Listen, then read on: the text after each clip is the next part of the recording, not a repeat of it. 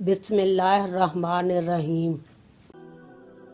مشکات شریف کے مطابق حدیث نمبر 275 ابو ہریرہ رضی اللہ تعالیٰ عنہ بیان کرتے ہیں، رسول اللہ صلی اللہ علیہ وسلم نے فرمایا، غمناک گڑھے سے اللہ کی پناہ طلب کرو۔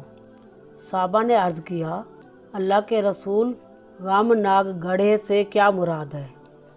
آپ صلی اللہ علیہ وسلم نے فرمایا، وہ جہنم میں ایک وادی ہے، جیسے جہنم کی دیگر وادیاں ہر روز 400 مرتبہ پناہ مانگتی ہیں۔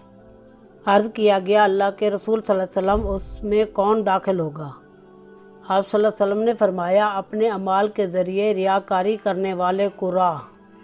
اسی طرح ابن ماجہ نے روایت کیا ہے اور انہوں نے اس میں یہ اضافہ کیا ہے، اللہ تعالیٰ کے نزدیک سب سے زیادہ ناپسندیدہ قراء وہ ہیں جو عمرہ کے پاس جاتے ہیں۔ محاربی نے کہا، اس سے ظالم عمرہ مراد ہیں۔